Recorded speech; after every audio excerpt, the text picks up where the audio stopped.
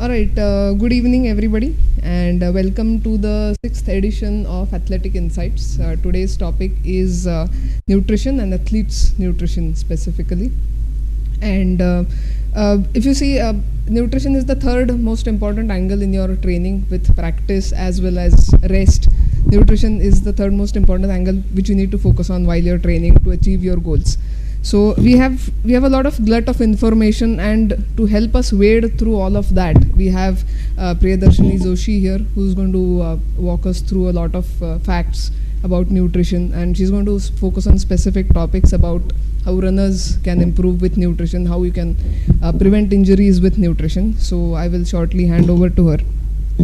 A short introduction. Priyadarshini is a sports nutrition consultant with expertise in designing diets for various sports, and she has a MSc in sports and exercise nutrition from the Leeds Metropolitan University in UK, and she is a diabetics educator as well. She also participates in a lot of seminars and conducts a lot of awareness talks. She's associated with a lot of clubs, sporting clubs, as well as hospitals.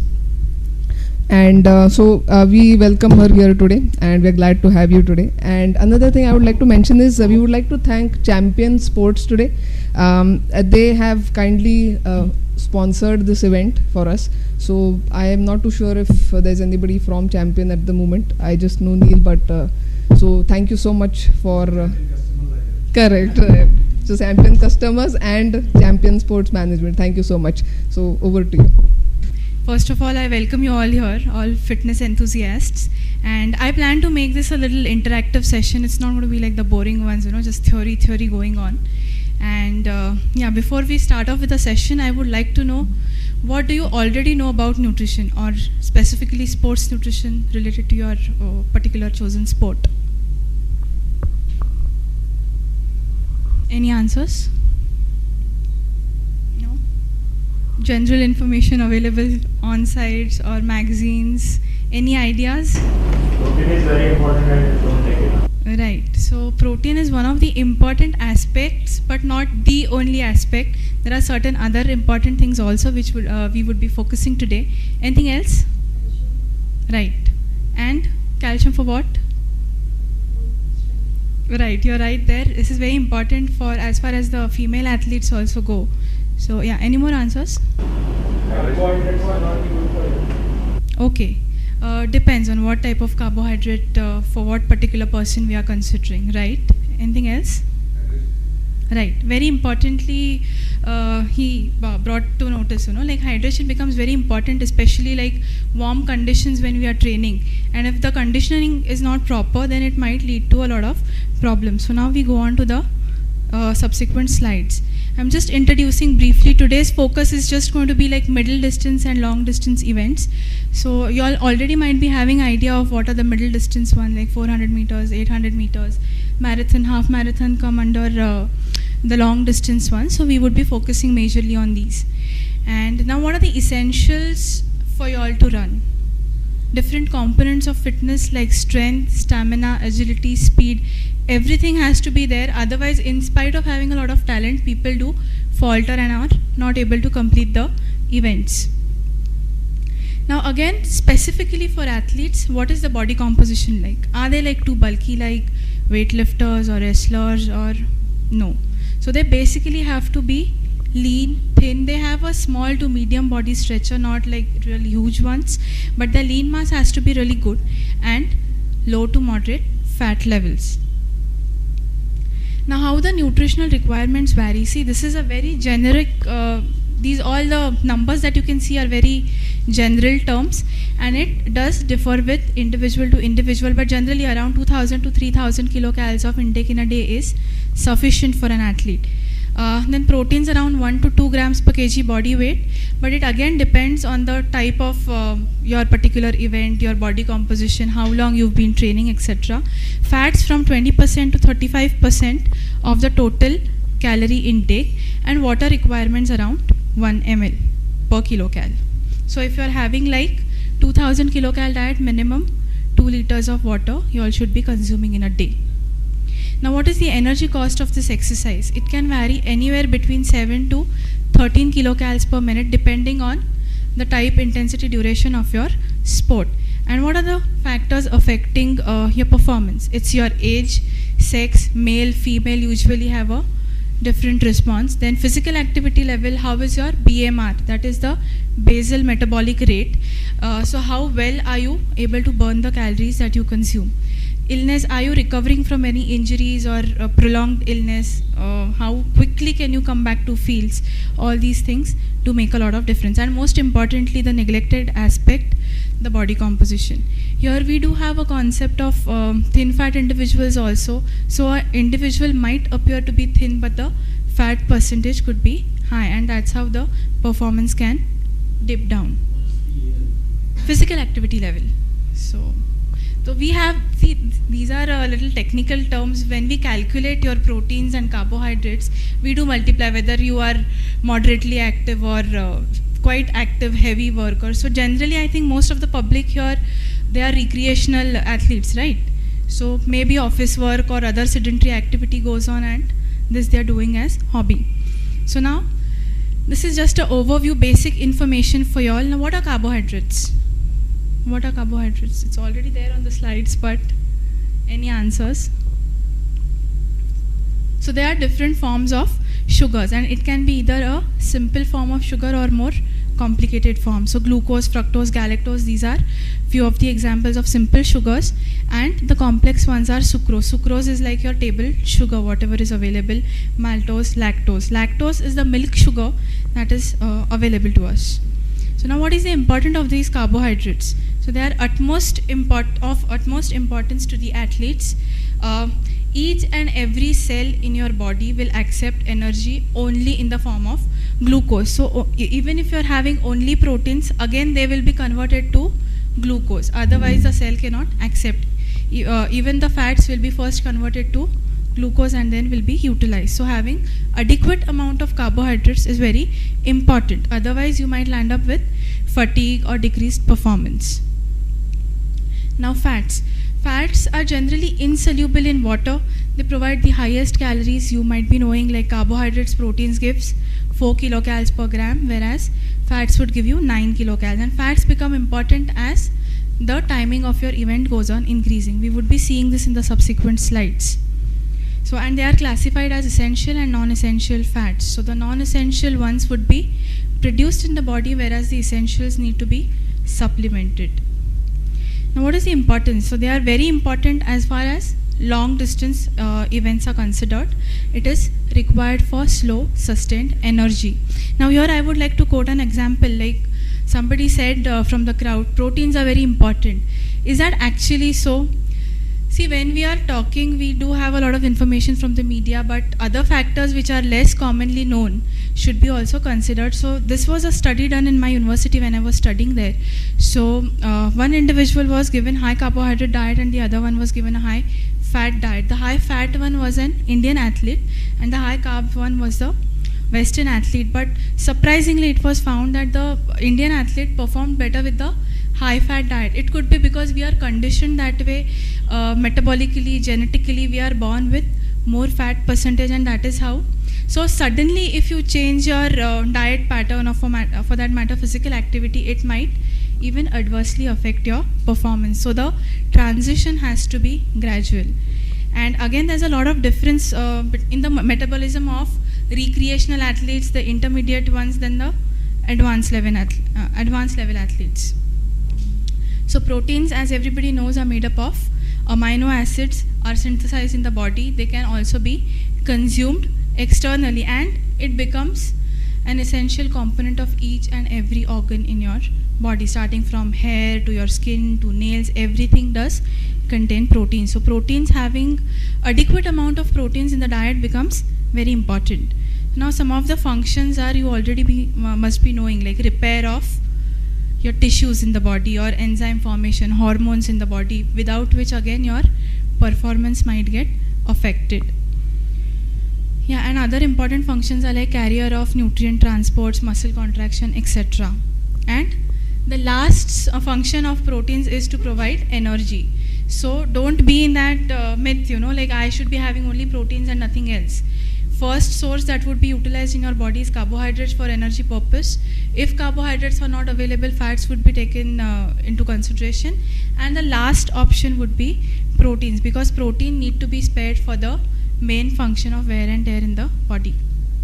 Now let's go on to the energy systems. This again becomes very important to know, depending on your chosen particular event, what energy system would be majorly utilized in the body. So there are three types of energy systems: the phosphagen energy system, the glycogen lactic acid energy system, and the aerobic one. Now what is this phosphagen energy system? This is usually utilized for only very high intensity, short duration of exercises, something like sprinting. So by the time you start, you're done with the event. So explosive kind of movements jithe yetat, tithe this energy system would be primarily used. And this cannot last for more than 3 to 10 seconds, okay? And the phosphocreatine manje phosphorus and creatine would be broken down for energy purposes. And it is stored usually as ATP molecules in the body, that is adenosine triphosphate. So if you all are middle distance and long distance runners, this system is hardly going to be utilized in your body. Now anaerobic energy system is popularly known as glycolytic system. Glycolysis means split up of your sugars for energy purpose. So glycogen that is stored in the body would be split in absence of oxygen, that would be called as anaerobic energy system. And the energy that is being given with this system lasts for around 3 minutes in the body. And generally middle distance running, or say your intermittent sports like basketball or hockey, all these things, cricket, this energy system would be utilized. And aerobic energy system it provides you a slow, sustained and continuous supply of energy, and along with carbohydrates, your fats also become important. So as the duration of exercise goes on increasing, this system is going to be majorly utilized in the body. So and usually body doesn't work in isolation कि ऐसा नहीं है ना कि हाँ the sprinting करते हो only the phosphagen system would be utilized. No, all the three systems कुठे ना कुठे simultaneously keep working, but one system would be majorly working at a particular time. Now let's go on to I believe a lot of people would be having these questions in mind ki what should I be having before my event, during event, post event, in order to minimize gastric distress or any other problems that might interfere with your performance. So pre-game meals become very, very important. They have to be consumed around 1.5 to 2 hours before the event.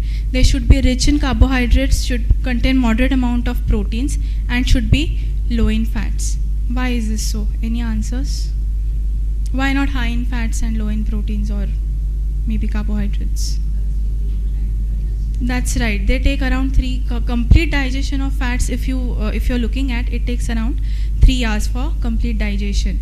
And what is the aim of these pre-game meals? You should be having it. It should be completely digested, and the energy should be made available to the exercising muscles. So 2 hours before the event. And some of the examples I've given you, like sandwiches, paratha, cereal. So any cereal-based product, if you're having pre-workout, that is good enough. Yeah. See, these are like general timings. So sometimes it might start at even 5, 5:30, 6, 7. So again, before a particular competition, a lot of acclimatization, conditioning is required. So probably 10 to 15 days or even a month before, if you all come to us, we do design according to how your timings would be session. And it often, this is a common scene, 7 o'clock probably the event is scheduled, but it might start at 8, 8:30. असं पण बऱ्याच वेळेला होऊ शकतं, but I mean, these are just the general guidelines. So depending on your exact particular schedule, the choice of foods would vary, whether to have a heavy meal or light meal, semi-solid liquids, how that changes. Now what is the significance of these pre-workout meals? So topped muscle glycogen stores. Glycogen, what is glycogen now? Glycogen is nothing but storage form of carbohydrates in the body. It would be stored in your liver, your muscles, everywhere, the major organs in the body. And then there are less chances of muscle breakdown. So whenever you are starting any event, you should be having additional energy supply, And as the event progresses, then the muscle stores come into picture. Protein sparing action. So if you're already providing sufficient carbohydrates, sufficient little bit of fats initially through the diet, then your proteins would be spared for the major action. Then minimizes the risk of insulin rebound, hypoglycemia. So just 10 minutes before the event, if you're going to have like a nice snack and going to go on fields, within 15-20 minutes you would have fainted. And this is quite common scenario in athletics. So continuous supply of energy to the working muscles is essential. And along with only carbohydrates, is it sufficient? No, you have to have ample amount of liquids also to minimize the risk of dehydration. During game meals. Now these during game meals should mainly be liquid in nature, gels, bars, a lot of things are available, but these are preferred options. Isotonic drinks should be consumed. Now what are isotonic drinks, we'll be talking later. What is the basic composition of any energy drink? It has to contain right amount of water, it has to have right amount of carbohydrates and right amount of salts, electrolytes like sodium, potassium, magnesium. I've quoted some of the examples, but in case if there is no access to these, you can make homemade drinks also, which is actually not a preferred option because the composition of the commercially available drinks is much better, but something better than nothing, so we can go in for those options. The significance is continuous supply of energy, replenishes salts, avoids your risk of dehydration or thermoregulatory collapses and all, improves your stamina, cramps incidences are less, so very important to have energy drinks during your events. And post workout, असं आहे का की pre झालं, during झालं, my job is over नाव, आता घरी जाऊन मस्त झोपायचं. No, that doesn't happen that way. The body needs to be recovered properly, it needs a lot of rest also. So first meal should be consumed within 30 minutes of your event, and then every 2 hours up to 6 hours you have to keep loading yourself.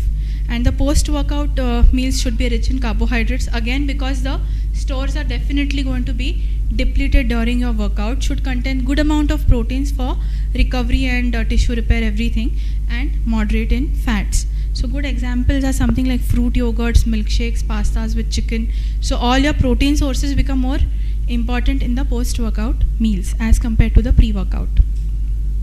Significance is again replenishment of the glycogen stores, help to build your muscle mass. Salts and water that is lost will be replenished, and along with that now replenishing your vitamins and minerals also becomes important. Now let's go on to carbohydrate loading. Again, I think this is one topic of interest within athletes. If they are planning some half marathon or a marathon or something like that, they are more interested in knowing about this topic. See, now there are two methods. Initial was the classic method, and nowadays a modern method, another method is being followed, because first depleting a person with heavy training and no carbohydrates and then topping up leads to a lot of, practically it is not all that advisable because of the side effects. But usually how is the carbohydrate loading done? It has to be started at least a week to 10 days before your event, and it helps to increase your glycogen stores up to 20 to 40%. Now how is it done? So initial 3 to 4 days you have to have a dietary composition where around 40% of carbohydrates, 30% proteins and 30% fats are given. So initial phase, not too many carbohydrates are given. The diet is more rich in carbohydrates and fats, and 1 hour of heavy intensity workout. Then the next 3 to 4 days gradually you have to increase the amount of carbohydrates that you are having, then cut down on the proteins and fats, along with moderate 40 minutes of training is sufficient. And on the day of competition you are actually supposed to have a normal diet with no training. Usually I have seen this happening, in the usual practice this happens last day, chalo मैं तो और 2-4 sprint लगाता हूँ, ये करता हूँ, वो करता हूँ. People are all charged up and they are actually depleting their glycogen stores, which is not advisable. Now is it so easy to do? Can anybody just आम्हाला करायचं आहे carbohydrate loading करून करताय? तर असं नाही आहे. It requires a lot of acclimatization, conditioning, trial and error. Like suppose for a diabetic person who is newly diagnosed with diabetes, you need to adjust his dose की अर्धी गोळी द्यायची आहे, एक द्यायची आहे, which one to choose, how to do it. So don't try this last moment, okay, I'm going for some important competition and I'm trying it. No, this is the worst thing anybody can do. It needs a lot of acclimatization and expert advice. Interventions are essential. Otherwise, there could be chances of water retention. खूप heaviness येतो, cramps येतात. People are not able to perform well, and there could be gastric upsets also if the portion of carbohydrates that you choose is not right. So to avoid all this, monitoring is very important. Now another important term talked about in this athletic world is about thermoregulation and hydration status. Just because your pre, during, post workout meals are okay, everything is done. No. Now what is thermoregulation? So thermoregulation is basically controlling the body temperature. And how is it done? So in case if my body temperature goes up, how would the nature try to balance it or try to get down? So there are 4 different ways. Either it's through conduction, convection, radiation, or evaporation. Now conduction is molecule to molecule direct contact. So from the interiors my cells would, the heat would be transferred from the cells to the exterior and it would be thrown out. Convection म्हणजे air currents जे pass होतात. So something like Mumbai where the atmosphere is quite humid. So this convection would slow down. It will not happen as effectively as it would happen in the dry weather. Radiation, so directly through waves, electromagnetic waves, the heat would be transferred. And evaporation is, obviously the vapors would evaporate. There is a lot of insensible loss of water happening in the body, something through your expiration. म्हणजे lungs मधनं breathe out करताना a lot of water is lost. So that is your evaporation. So now how is usually the temperature maintained in the body? So whenever the body gets heated up, sensors in the brains would be activated, signals would be sent to the sweat glands, sweating will increase, and that is how body heat would be given out. And exactly opposite happens when your body is cooled down quite a lot. What happens? Messages would be sent to your muscles. Muscles will start shivering, थोडंसं त्याला tingling होणार, and then your body temperature would be got down. This is how body tries to maintain a balance or homeostasis in order to prevent you all from landing up with complications. Now what are the heat related disorders? So now for some reason, if this thermoregulatory reflexes are not properly happening in your body, what can happen? Some of the early signs and symptoms of heat stress are excess thirst, fatigue, dizziness, nausea, and irregular heartbeats. Kadi palpitations and all people do feel. So now see, body is very efficient machine. It will start giving you signals immediately. Please pick up those signals. Don't overlook those signals initially itself, so that later on grave problems set in. Now if all these symptoms are overlooked, next thing is heat cramps. So there would be a lot of spasms in your body and pain symptoms do occur, and that is how body reacts to increased body temperature. And one of the major reasons is imbalances in your water and electrolytes. If you are losing energy, carbohydrates are thrown out, you are not replenishing, this would set in. Then the next stage, if those cramps are also overlooked, then heat exhaustion takes place. इथे sufficient amount मध्ये dehydration already हो चुका होता है, and then there is no point in crying over the spilled milk kind of a thing. So it's important to take care at the initial stages. Heavy sweating leads to decreased plasma volume, which leads to decreased cardiac output. That's how blood supply to your working exercising muscles would be hampered. And then rapid pulse fluctuations in blood pressure, headaches, all these symptoms come up. Nausea, vomiting, weakness, general collapses to happen. And the last thing is heat stroke. Even if these symptoms are not treated on time and the body temperature excessively rises to around 41 degree, usually the temperature is maintained at 37 degrees centigrade. So then there is total thermoregulatory collapse. You need to be immediately rushed to the hospital, ice bath, IV fluids. The management becomes very, prompt actions have to be taken, otherwise it can lead to a person's death. So to avoid all these things, hydration becomes important. Now what is the importance of hydration?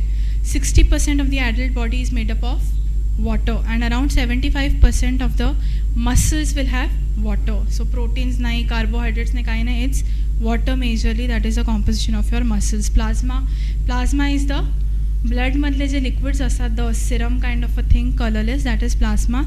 So that is around 92 to 93% present within, so inside as well as outside the cells, and essential to there are a lot of important functions of water in the body, something like to maintain your general health and optimal performance, etc.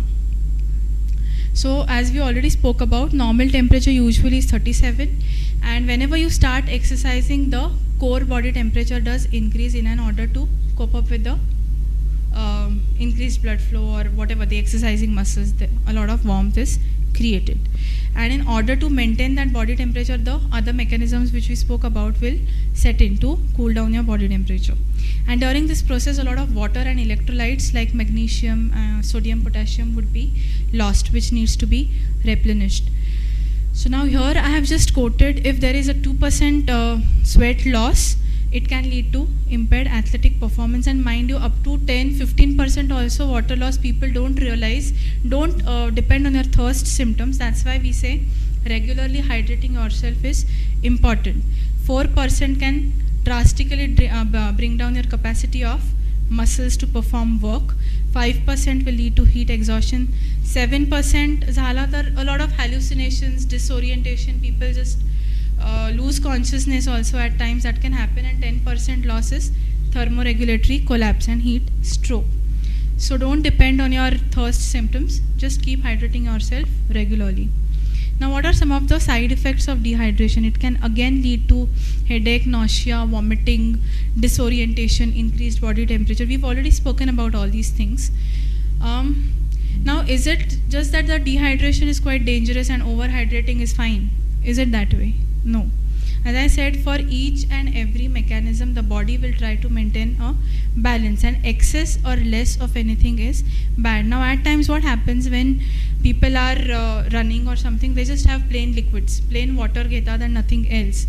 So what happens, first of all, you are sweating, so you are losing out on the carbohydrates, electrolytes, water, and then again to top it all, you are just having only plain water.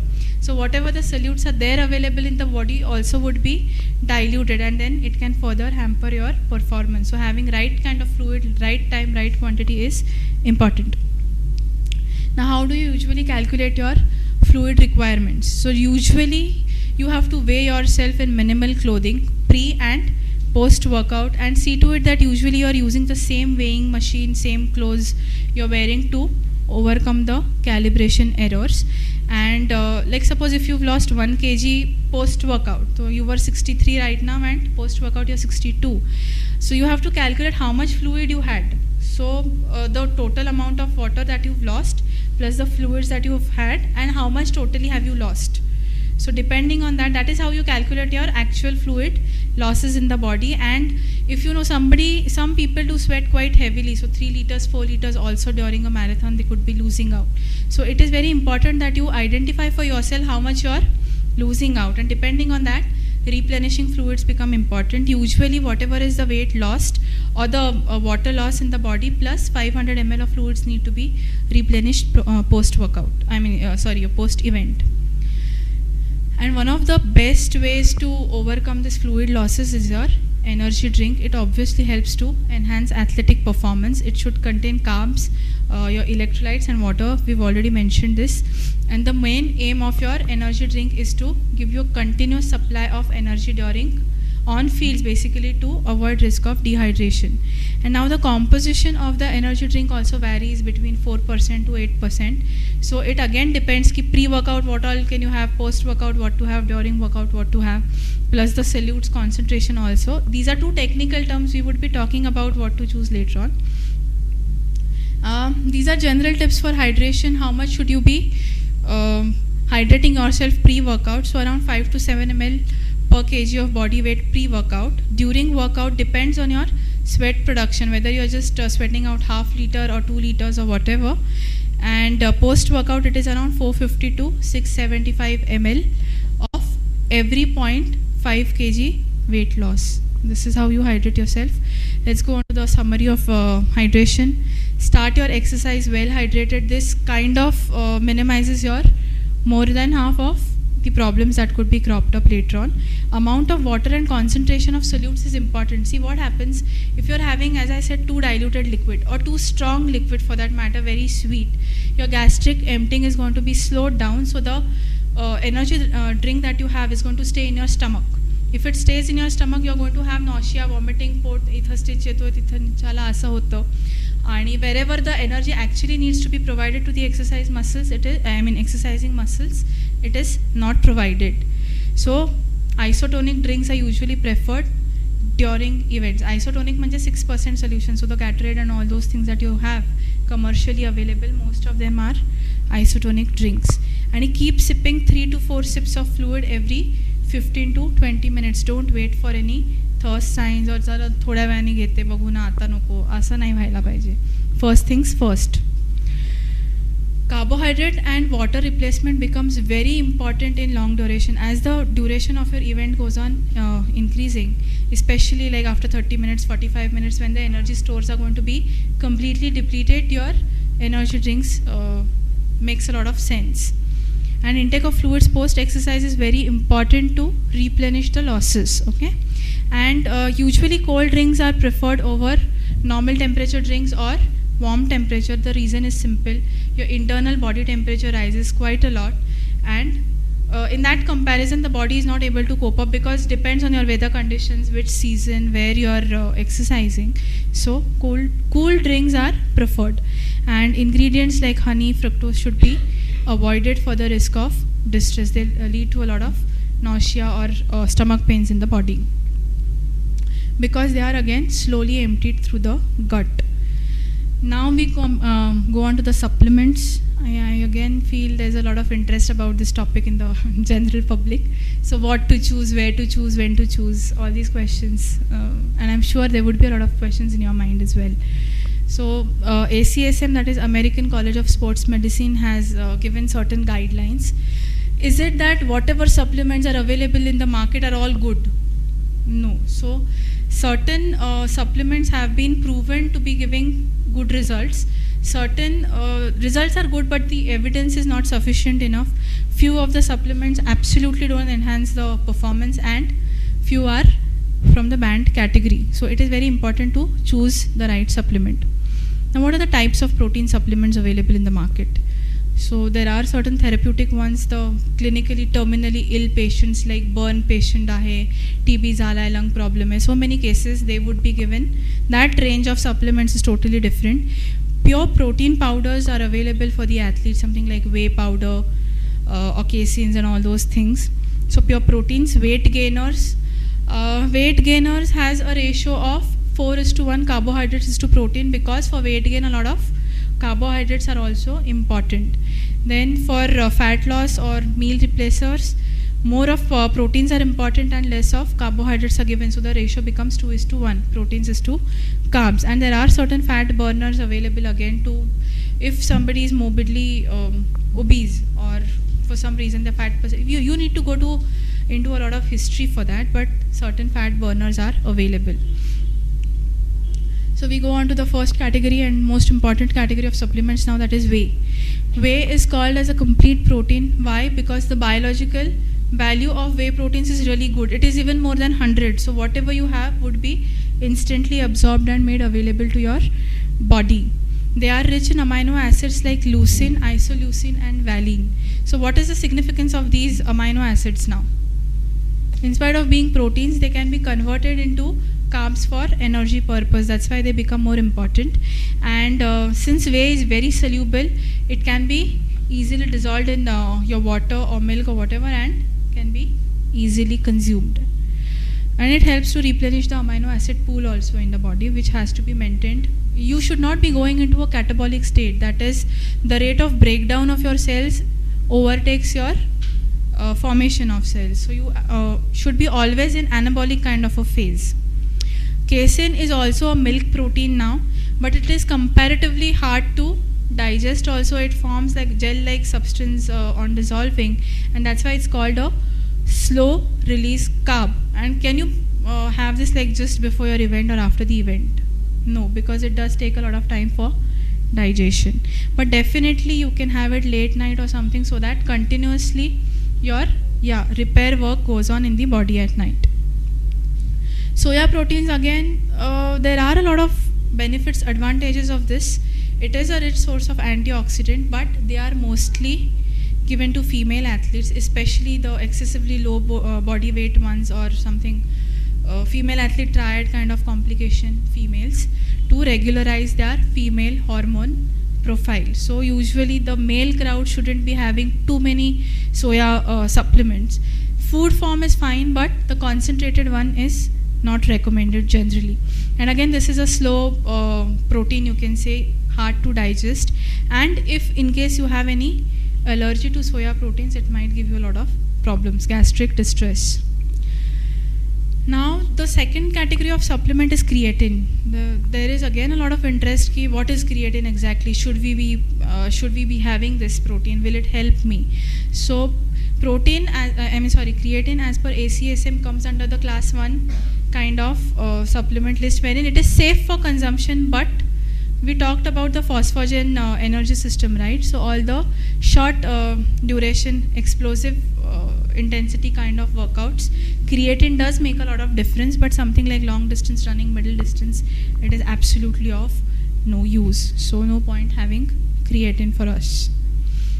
Caffeine again has found to improve people's performance. It is a good fat burner also, but experiments and results have shown that it is more effective in males as compared to females. So, and up to 12 microgram per ml of caffeine is permitted by the International Olympic Committee also, but if it goes beyond that, then it is considered to be illegal. So this category of supplement is conditionally banned as well as not banned. Okay, so but 3 to 6 mg per kg body weight per hour prior to the exercise has shown to improve overall endurance of athletes. But there are 50-50, you know, it's like few are responders to caffeine, few are non-responders. So not necessarily it will be of use to everybody. So now what are the positive effects? It helps in enhanced muscle performance, increases fat oxidation, delays fatigue, and negative effects are it's a diuretic. So having excess amount of caffeine is not recommended. It increases blood pressure. So a 40 plus or a 50 plus enthusiast who has blood pressure shouldn't be consuming these kind of supplements, and rapidly causes dehydration. And there is also a lot of people do get addicted to caffeine if had excessively, and then the habit doesn't get easily curbed. Now ephedra is something which goes in the category of banned supplements. It is also known as mahuang or Chinese ephedra, and it is usually used to treat asthmatic conditions or aids weight loss, helps to reduce appetite. So clinically, yes, people do use ephedra, but if had unmonitored or in excess amount, it does have a lot of side effects like nervousness, anxiety, increased heartbeats, headache, nausea, hyperthermia, etc. And that is the reason why it has been banned by the IOC. And if the drug abuse is continued over a period of time, if it goes unmonitored, it can ultimately lead to a person's death. Now we are done with the supplements, the hydration tips, pre, during, post. There are certain other complications also which are commonly seen in runners. The first category is female athlete triad. They just have you can say a psychological condition wherein they just want to perceive their body as thin. So even if they are very thin, they just feel, no, I'm going to put on fat percentage, so I shouldn't be eating more. That's how they'll end up with excessively low body fat percentage as well as body weight. And this is more common in females, and that ultimately will lead to problems in their menstrual cycle. Their bone growth would be like the bone resorption is faster, and that's how it leads to, they are easily susceptible to fractures or other problems also.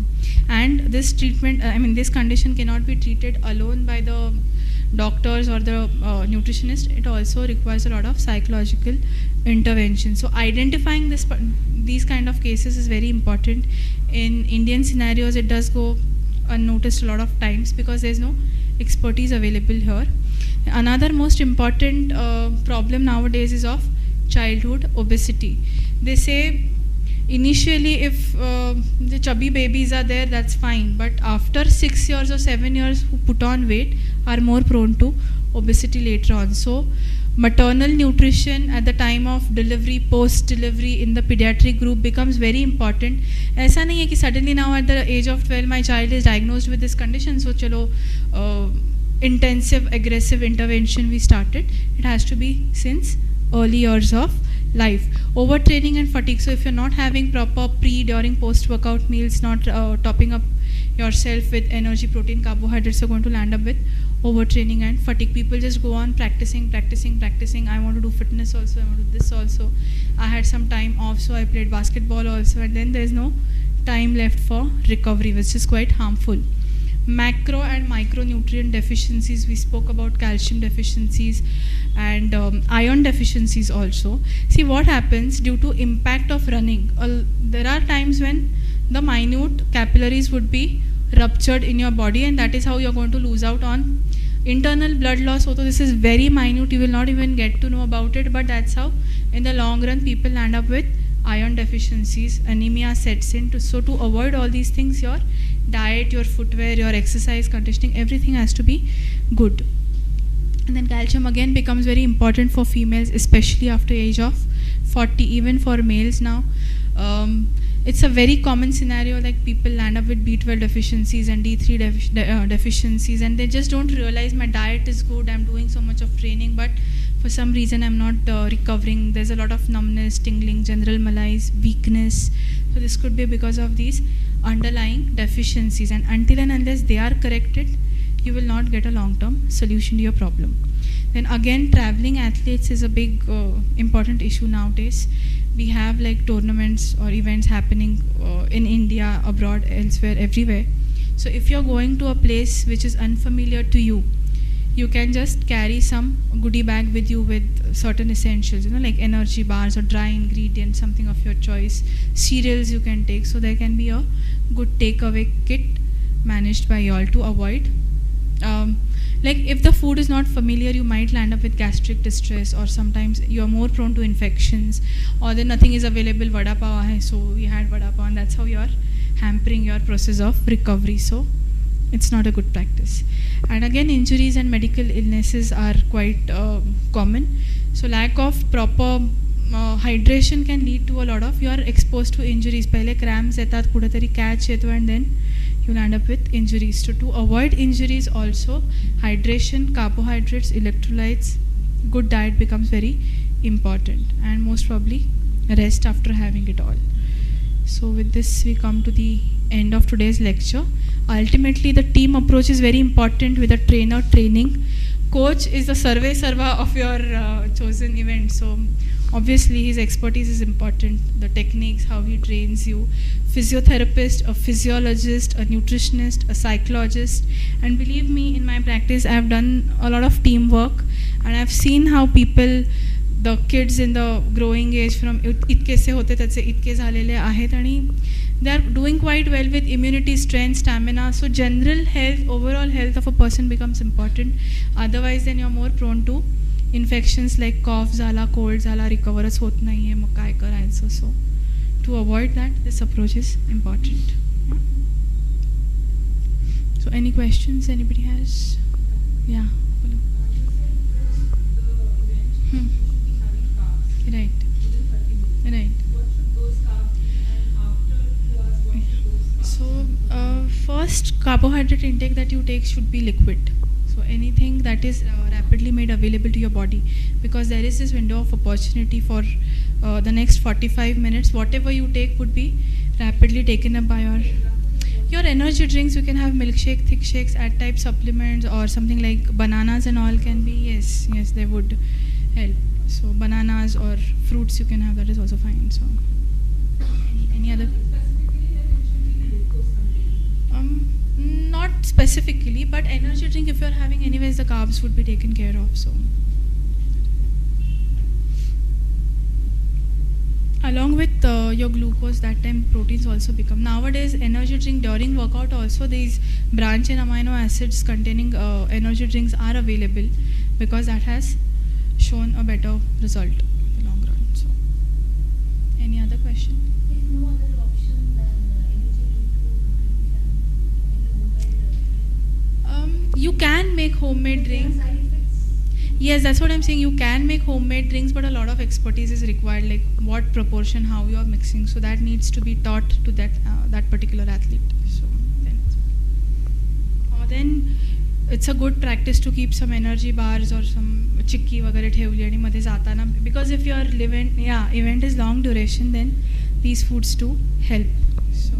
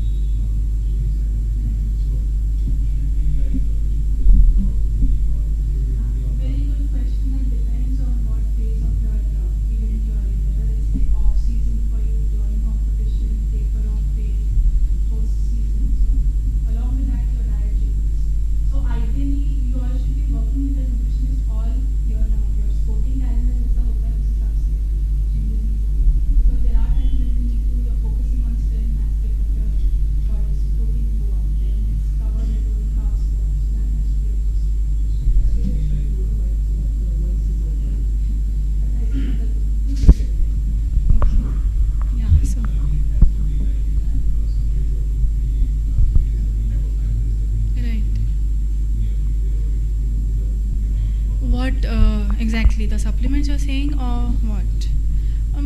No, that actually you give every day if the intensity is quite high, because then the recovery is continued for the next 24 to 48 hours. So, but if you're going to be like on a long leave, like 3 weeks, 4 weeks, you're not going to be in your sport, then that time you stop it. Stop, or at least come down with the quantity. Yeah.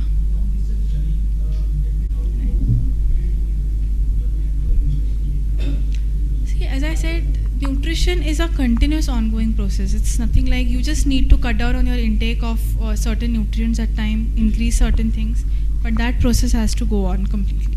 So maintenance kind of a phase, or that has to be there.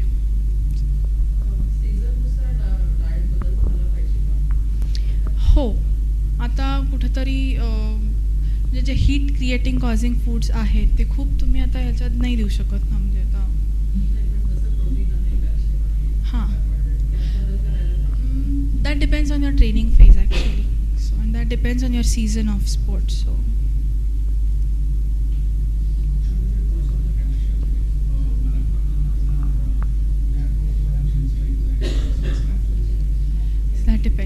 that depends on your age, or around 1500 से तर आजकाल देतातच देतात, पण परत त्याच्यात असं आहे की 250 पेक्षा if the calcium supplement is higher, then the absorption is not very great. So you can split the dose, have like 500 or 250 twice in a day. That can be done.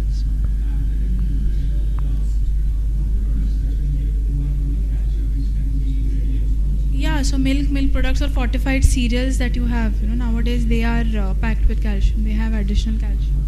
But it's seen that जितकं कॅल्शियमचं absorption milk प्रोडक्ट्समधनं natural सोर्सेसमधनं होतं तेवढं supplemental फॉर्ममध्ये होत नाही. So having a good diet again is important. You take supplement just to supplement, but your main diet has to be good. The audience, I will request you to keep your voices down. If you have questions, feel free to ask, but we would like to hear rest of the audience's questions as well as with the responses. So just keep your voices down a little. Thanks.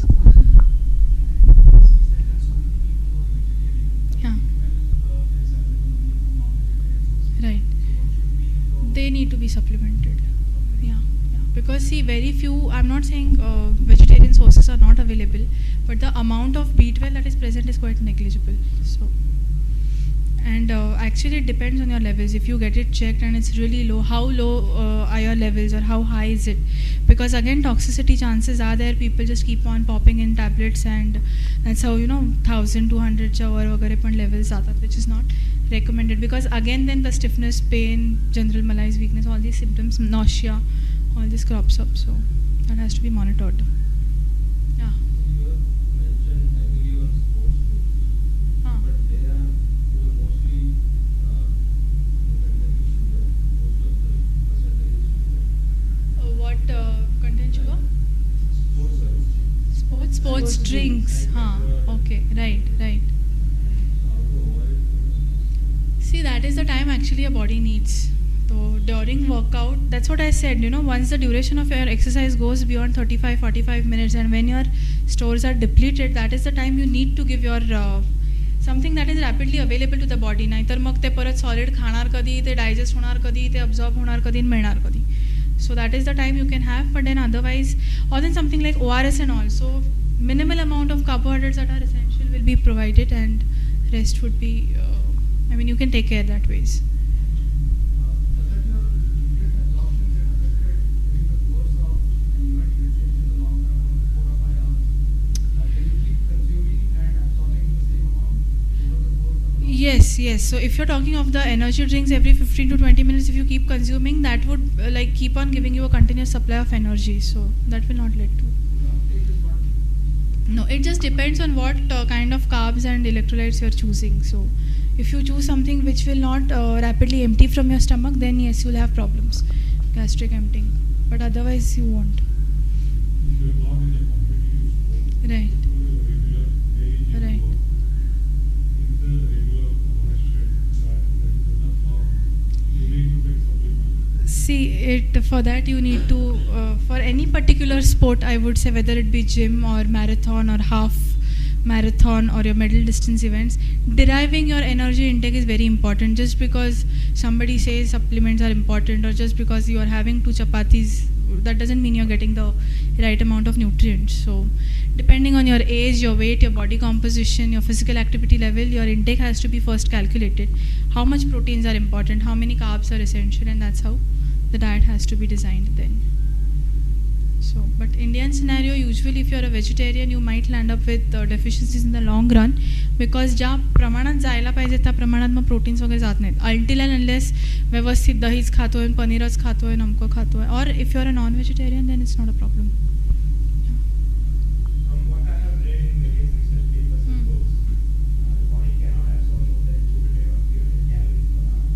Right, Out of which 60, 70 should be consumed fast. Right. More than that. right. So what he was asking is probably true, that your body cannot absorb. If you're stashing your body, See, these are all research purpose मध्ये जे काय आपलं होतं. So you cannot always apply a research at the to, end of the marathon, yeah. your body is always depleted. You cannot say that I replenish whatever I put. Right, so completely replenishing is not possible, but whatever, at least some amount you can continue. There's no breakdown. Yeah, you stop just in the middle of the event. That doesn't happen, because I've seen if you're not having energy drinks properly, people do come.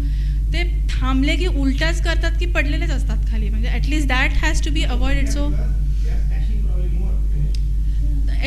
exactly, so excess or less, both is bad. So that has to be again calculated and monitored. That's what I'm saying. So everywhere that expertise does come into picture, a person knows a lot of things, but how to actually implement it does become a problem. So yeah, that is important.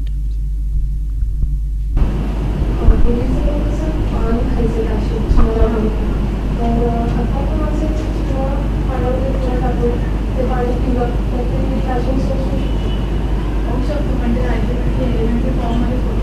ते have soft from having better source होती मिळते.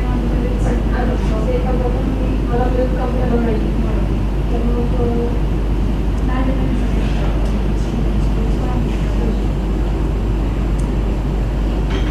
We have this electrons also, which is they have salts, certain amount of salts. Are they okay for a person who is doing long distance endurance activities? at least it keeps on replenishing your salts, your carbohydrates. So if you compare that and say get keto there, See, it depends, you know. A lot of time you have to consider factors like affordability of a person, what he can actually have. assuming both are affordable, I'm just saying which is more suitable to body work. Both or maybe both you can have.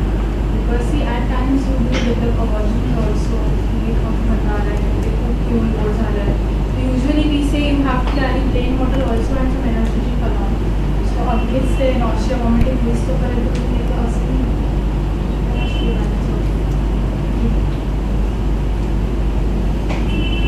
Any other questions?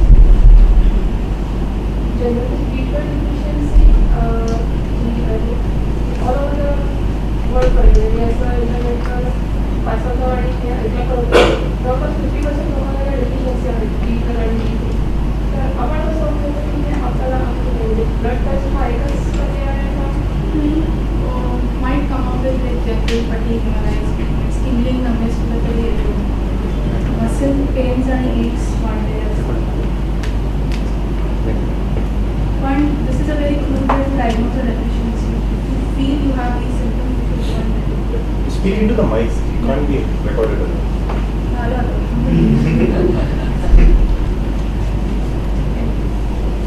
Bus?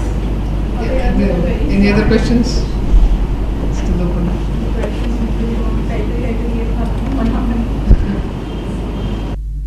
So if we are done with the questions, I would like to thank you very much for the time you've given and the expertise that you've shared.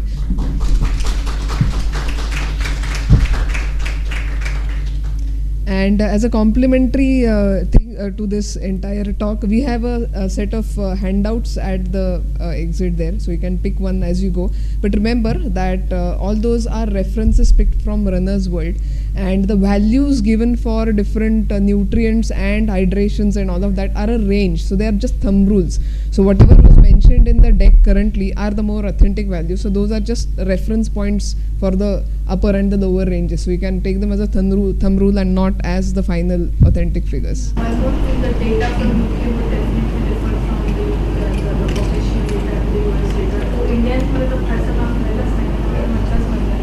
म्हणजे प्रत्येक वेळेला ते आपल्याला accessible असेलच असं म्हणून आता I just show you Indian athlete will perform much better with high fat diet. या so that's why that going into the history and plotting what is suitable for you is very important. With that, yeah, she tried with both. She performed well with the high fat one.